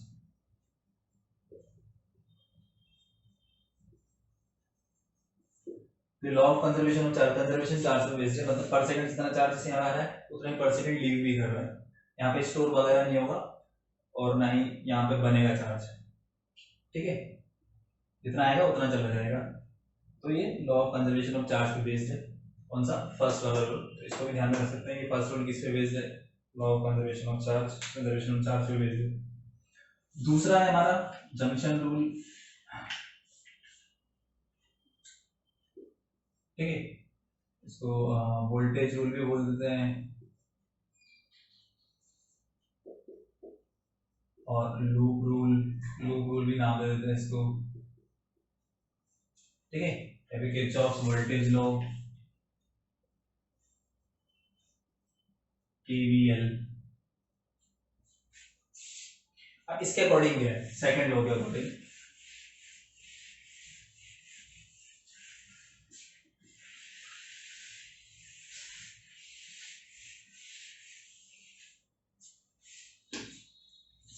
कोई भी circuit है, ठीक है, जैसे simple सा ही बना लो,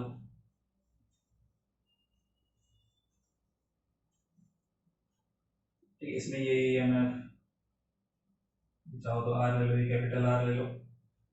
तो EMF और सारे जितने भी रेजिस्टेंस है, तो रेजिस्टेंस के अक्रॉस जो पोटेंशियल डिफरेंस आएगा, जैसे मान लो इसमें करंट फ्लो हो रही है आई,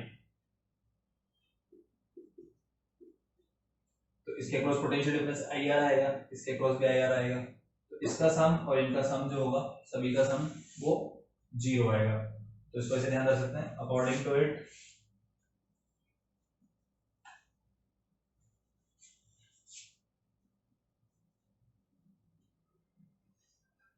in a closed electric circuit,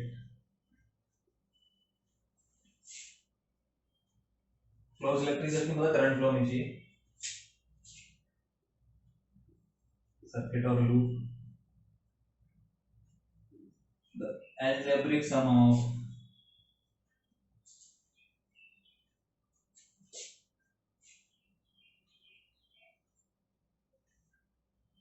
all EMFs and all potential difference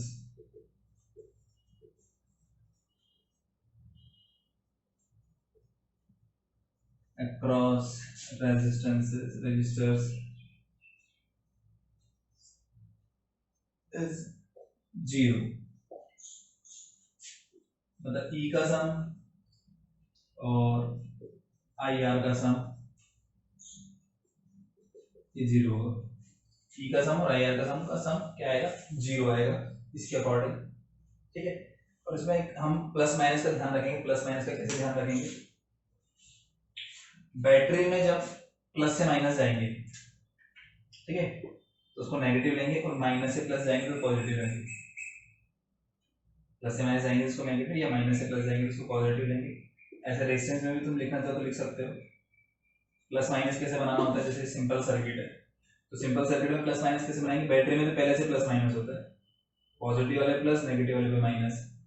resistance में पूछेंगे तो ऐसे करंट फ्लो हो रही है, जिस डायरेक्शन में करंट फ्लो होती है उसके पहले वाले पे प्लस आएगा, दूसरे वाले पे माइनस आएगा। ठीक है, और ऐसे इसमें ये करंट घूमकर ऐसे आएगी, जब ऐसे करंट आएगी तो इस पे प्लस लिखूंगा और इस पे माइनस लिखूंगा, इस पे प्लस और इसको माइनस। तो इस लॉ के अकॉर्डिंग देखो मैं इसको कैसे लिखूंगा, किस तरीके से लिखूंगा, ध्यान से देखना। इसमें क्या होता है, हम पहले प्लस माइनस का साइन बना लेते हैं। करंट मान ली, करंट ऐसे फ्लो हो रही है, मान लिया मैंने मेरे अकॉर्डिंग, ठीक है। बैटरी पे पहले से प्लस माइनस बन जाता है, रेजिस्टेंस कैसे बनाएंगे, इस पे प्लस इस पे माइनस, ऐसे करंट फ्लो हो रही है, और इसमें ऐसे करंट जाएगी तो पहले प्लस और माइनस। अब इस लॉ के अकॉर्डिंग मैं लिखूंगा क्या, इसमें मैं लिखूंगा किसी भी डायरेक्शन में ट्रैवर्स कर सकते हो, क्लॉकवाइज भी ट्रैवर्स कर सकते हो इस लूप को, और एंटी क्लॉकवाइज भी ट्रैवर्स कर सकते हो, घूम सकते हो इसमें, इधर भी घूम सकते हो, ऐसे भी घूम सकते हो, तुम्हारे अकॉर्डिंग कैसे भी घूम।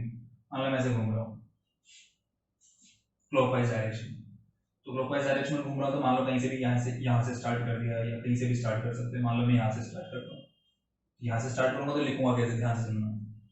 जब प्लस से माइनस जाऊंगा तो नेगेटिव लिखूंगा, प्लस से माइनस जाऊंगा तो क्या लिखूंगा, माइनस में। तो इसको लिखूंगा मैं प्लस से माइनस, माइनस ई, इसके अक्रॉस पोटेंशियल डिफरेंस लिखूंगा माइनस ई, ठीक है। फिर माइनस से प्लस जाऊंगा तो प्लस लिखूंगा, प्लस से माइनस नेगेटिव, माइनस से प्लस जाऊंगा तो प्लस लिखूंगा, ठीक। और इसके अक्रॉस पोटेंशियल डिफरेंस लगूंगा। देखो इसके अक्रॉस पोटेंशियल डिफरेंस क्या होगा, इसके अक्रॉस पोटेंशियल डिफरेंस होगा, करंट कितनी फ्लो होगी इसमें, आई, रेजिस्टेंस है आर, तो आई इंटू आर। फिर मैं घूमता हुआ यहाँ पहुंच गया, फिर माइनस से प्लस जाऊंगा तो फिर प्लस लिखूंगा, और इसके अक्रॉस पोटेंशियल डिफरेंस, इसके अक्रॉस पोटेंशियल डिफरेंस कितना होगा, करंट फ्लो होगी I into R, capital R, equals to 0। ये पूरा हो गया, सबका सब आ गया, ये आ गया, तीन एलिमेंट थे इसमें, एक ये था, एक ये था, एक ये था, तीनों के सम आ गए प्लस माइनस के अकॉर्डिंग। प्लस से माइनस, माइनस, माइनस से प्लस, प्लस, माइनस से प्लस, प्लस, लिख दिया। ई को उधर ले जाओ तो ई इक्वल्स टू क्या हो जाएगा, I R plus I R, जैसा हम पहले लिख चुके हैं, या I R equals to E minus I R, और आई आर को हमने बी लिख दिया था, ये भी थोड़ी देर पहले लिखा है, ऐसे ही आया था कुछ, तो उसको मैं ऐसे लिख सकता हूँ डायरेक्टली, किरचॉफ लॉ अप्लाई करके, ये वोल्टेज लो हो जाएगा, इसको ऐसे अप्लाई कर सकते हैं, ठीक है। तो ये एग्जांपल, चलो एक और एग्जांपल लेते हैं इसके समझने के लिए, और तो दूसरा एग्जांपल ले रहा हूँ मैं, वैल्यू के साथ ले लेते हैं।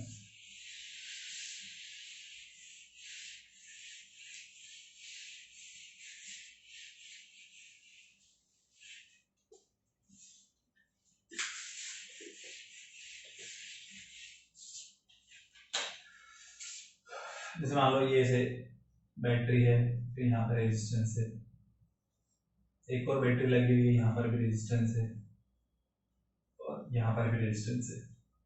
अब इनसे पूछ लिया इसमें करंट कितना होगा, इनकी वैल्यूज भी लिख दी, जैसे इसकी वैल्यू है 2 वोल्ट, इसका वैल्यू 1 ओम, 4 वोल्ट, इसका वैल्यू 2 ओम, और इसका वैल्यू 4 ओम ले लेते हैं। तुझे पूछ लिया कि यहाँ पर कितना करंट होगा, यहाँ पे कितना होगा, यहाँ पर कितना होगा, ऐसा पूरा सिंपल ऐसे दे दिया, इसमें कितना करंट होगा 1 ओम में, 2 ओम में कितना करंट होगा, 4 ओम में कितना करंट होगा, उसको बताओ। तो इस तरह के सॉल्व करने के लिए क्या करते हैं, पहले हमारे अकॉर्डिंग हम करंट मान लेंगे। कैसे, मैंने मान लिया इस बैटरी से करंट फ्लो हो रहा है I1, मैं मेरी तरफ से मान रहा हूँ ना, तो भी तुम्हारी तरफ से मानोगे, इसमें करंट मान लिया I1, इसमें मान लिया मैंने I2। अब इस जंक्शन ध्यान देना, इधर से I1 आ रहा है, इधर से I2 आ रहा है, तो इधर से I1, इधर से I2, तो इधर कितना जाएगा सम, जितना आ रहा है उतना ही जाएगा, तो आ कितना आ रहा है, I1 I2 आ रहा है, तो उतना ही जाएगा I1 प्लस I2। तो ये फर्स्ट लो तो यहाँ अप्लाई कर दिया हमने, कैसे, इधर से आया I1, इधर से I2, तो टोटल जाएगा I1 प्लस I2, हो गया अप्लाई। ये से करंट फ्लो रहा है इस डायरेक्शन में, फिर ये I1 प्लस I2 यहाँ पहुंचेगा, फिर दो पार्ट्स में डिवाइड हो जाएगा, I2 इधर चला जाएगा, I1 ऊपर चला जाएगा, ठीक है। तो यहाँ तुम्हारे अकॉर्डिंग अप्लाई कर दो। अब करंट बना लिया हमने, अब करंट सब ब्रांच में करंट आ गई, अब लगाएंगे हम प्लस माइनस का साइन। दूसरी स्टेप, पहली स्टेप क्या है, करंट बनाना, उनकी डायरेक्शन बना दी हमारे अकॉर्डिंग, करंट की डायरेक्शन मान ली हमारे अकॉर्डिंग बना दी। दूसरा स्टेप क्या है, दूसरा स्टेप प्लस माइनस का साइन, तो बैटरी पे प्लस माइनस ऐसे लग जाएगा, इस बैटरी पे ऐसे लग जाएगा, बैटरी पे तो पहले से लगा लगा। अब रेजिस्टेंस पे कैसे लगाना है, करंट की डायरेक्शन देखकर, तो इसमें करंट ऐसे फ्लो हो रहा है, ऐसे फ्लो हो रहा है, तो यहाँ पे मैं प्लस लगाऊंगा, यहाँ पे माइनस लगाऊंगा। इसमें करंट ऐसे फ्लो हो रहा है, इसमें यहाँ प्लस लगाऊंगा, यहाँ माइनस लगाऊंगा। इसमें भी करंट ऐसे ही फ्लो हो रहा है, इस डायरेक्शन में, इधर प्लस लगाऊंगा, इधर माइनस लगाऊंगा। अब प्लस माइनस का साइन लग गया, फिर उसके बाद इनका कोई भी नाम दे दो, यहाँ पर A B C D E F G नामकरण संस्कार कर दो इनके, A B C D E F, कुछ भी मान लो, ऐसे बना दिया।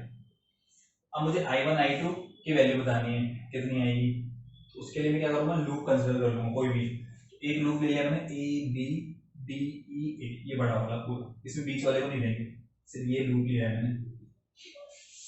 इन loop A B D E A by KVL मतलब किरचॉफ वोल्टेज लॉ अप्लाई कर रहा हूँ मैं, ट्रेवर्स करूँगा यहाँ से ऐसे, इस ऑर्डर में लिखा है मैंने A B C D है, इसी ऑर्डर में इसको ट्रेवर्स कर रहा हूँ और यहाँ से स्टार्ट कर रहा हूँ जहाँ से लिखना है। तो देखो प्लस से माइनस, इसका वोल्टेज लिखूंगा प्लस से माइनस, तो प्लस से माइनस जब जाएंगे तो नेगेटिव में लिखेंगे, तो क्या लिखूंगा प्लस से माइनस -2, प्लस से माइनस जाएंगे तो नेगेटिव लिखेंगे और इसका वोल्टेज जाएगा -2।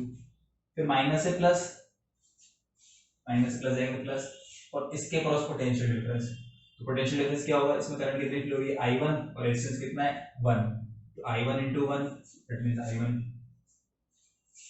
यहां से घूमते हुए यहां से फिर यहां पहुंच गए, फिर माइनस से प्लस, इसके क्रॉस पोटेंशियल डिफरेंस कितना रेजिस्टेंस है कितना करंट कितना फ्लो होगा, I × R 4 × दिस, तो जगह 4I1 + I2, फिर घूमते हुए वापस अब A पर आ गए, सारे एलिमेंट आ गए 1 2 3 से टोटल तीनों आ गए, इक्वल्स टू 0 पुट कर देंगे। अब ये 4I1 और ये I1 तो हो जाएगा 5I1 + 4I2, 2 को रह जाएगा इक्वल्स टू 2, तो एक इक्वेशन तो ये मिल गई मुझे, फर्स्ट इक्वेशन। दूसरी इक्वेशन सेकंड लूप से निकालेंगे, इस वाले लूप पे मैं अप्लाई कर रहा हूँ, इन लूप क्या नाम है इसका, F C D E F,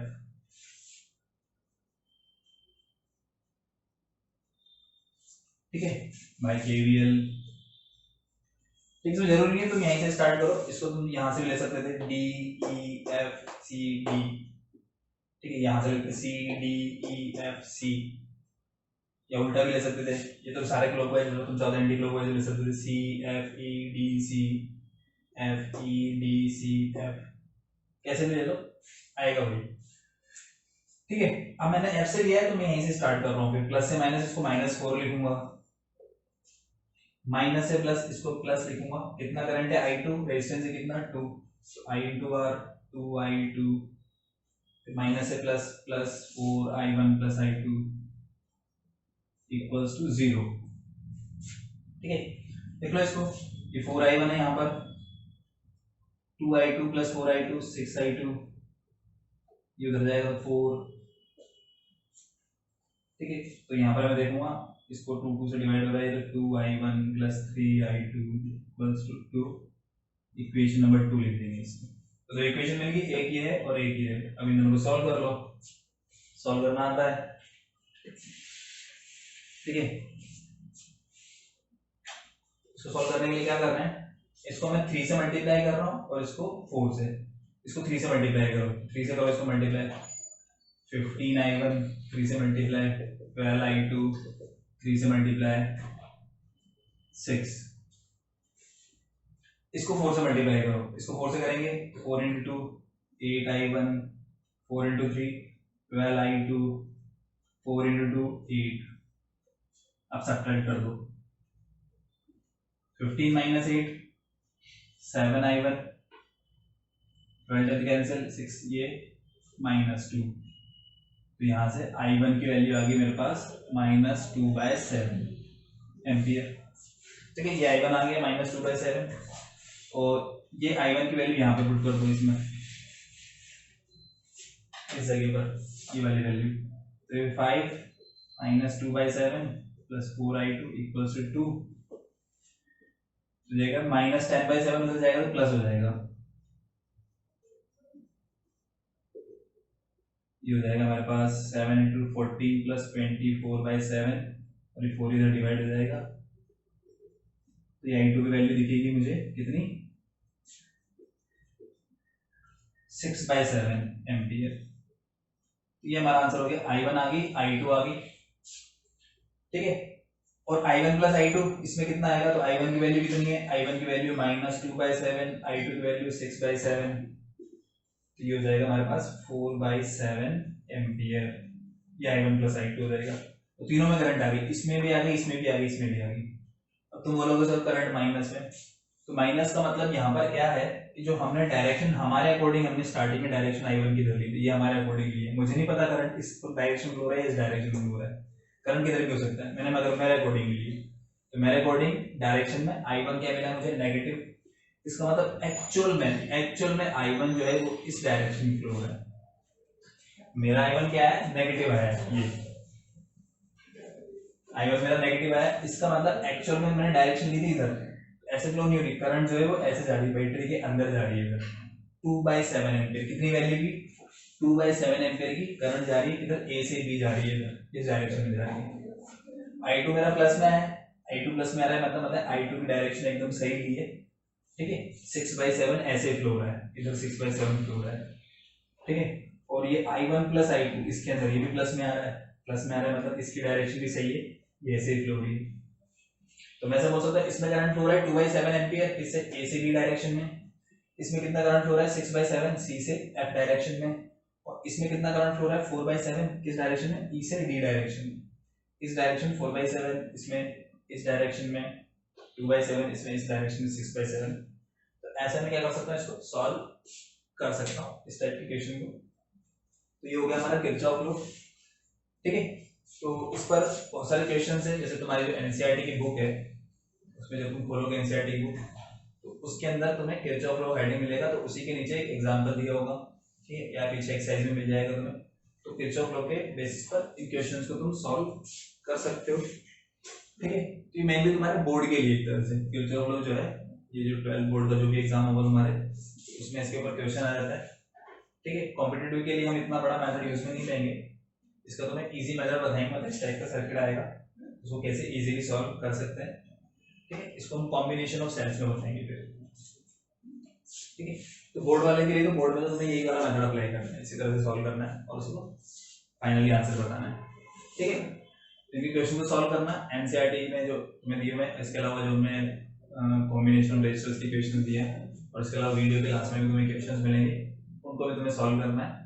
फिर जो भी तुम्हारा डाउट आता है उसको तुम्हें कमेंट बॉक्स में पूछ लो या वेबसाइट्स पे जाके तुम्हारी जो भी क्वेरी है उसको डाल सकते हो, ठीक है, लॉग इन करके।